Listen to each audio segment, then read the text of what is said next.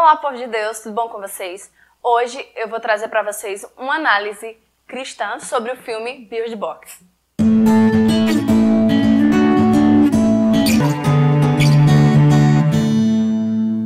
Eu sei que muitas pessoas já fizeram uma análise cristã do nosso meio sobre o filme Bird Box, mas eu achei que seria muito interessante para mim vim aqui gravar esse vídeo, A Natália fez, inclusive o vídeo dela tá muito interessante, eu aconselho você a ir assistir também. Eu trouxe alguns aspectos que pra mim foram bem interessantes do filme.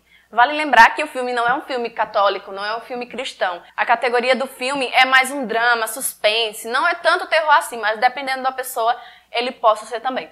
Ele trata sobre suicídio, pra quem já conhece, eu acho que vocês devem conhecer, O meu desejo de assistir o filme foi nessa questão mais pra saber sobre esse aspecto, do suicídio, das doenças psíquicas, dos maus psíquicos mesmo, dessa análise mais mental.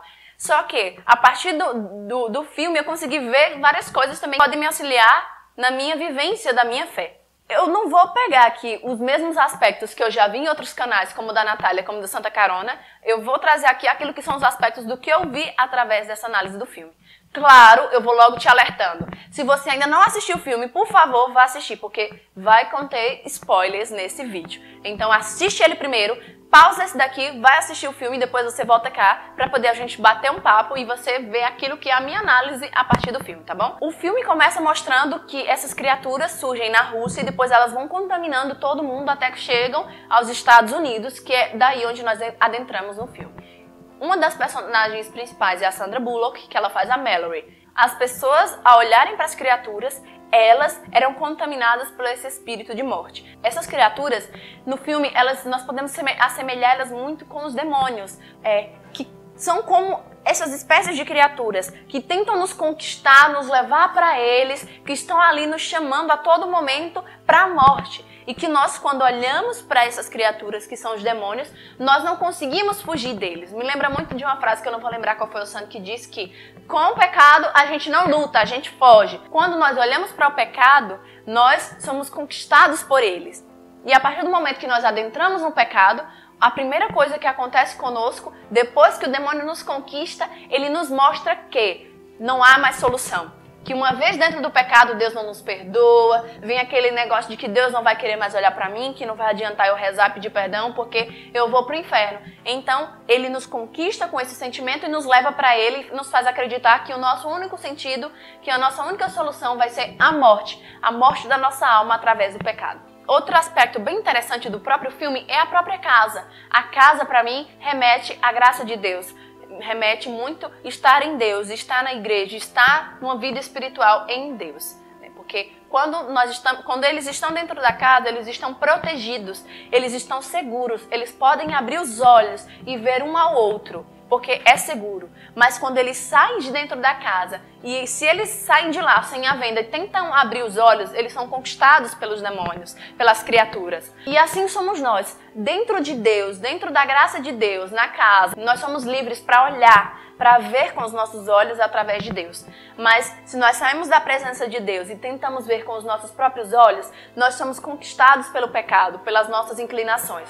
E a venda é justamente isso. A venda é você escolher não olhar com seus olhos, mas confiar na graça do Deus que quer te conduzir. O passo de vendar os olhos, que é tanto visto e tanto falado no filme, é a confiança cega nas mãos de Deus. Foi isso que me remeteu bastante. Outra coisa que também é um spoiler, então vão assistir o filme antes de ver, gente. Outro spoiler também que eu vou dar é sobre as pessoas que viam as criaturas, Como era interessante, o passo de ver as criaturas, para alguns, as levava a morrer imediatamente, que é aquilo que eu falava, E há outras pessoas no filme que são os loucos que veem as criaturas e que no momento, em vez de ter o sentimento de morte, como a maioria dos outros, elas são encantadas pelas criaturas e elas se convencem que as criaturas são lindas, são belas e de que todos os outros precisam ver as criaturas. Isso me remeteu muito àqueles que escolhem o pecado e que permanecem nele. Aqueles que sentem a paixão pelo pecado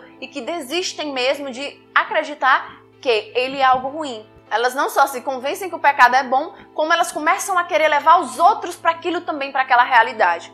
Isso nós podemos ver não só nas pessoas que estão aí no meio da rua, aquelas que a gente vê na grande mídia, nas televisões, mas como até mesmo as nossas falsas amizades, como a Natália frisou lá na análise dela, né? As falsas amizades que tentam nos levar cada vez mais pro pecado. Se você que assistiu o filme lembrar bem, essas pessoas que eram loucas pelo pecado, apaixonadas pelas criaturas, né, no filme, elas tinham uma maior fascinação por quem? Pelas crianças. E eles falam que eles queriam ainda mais as crianças. Isso me remete ao quê? Ao que o reino de Deus é dos pequeninos, dos puros de coração. O demônio, ele deseja ainda mais as crianças porque sabe que delas é o reino dos céus. E que se nós pervertemos as crianças, nós construímos uma sociedade totalmente desregrada.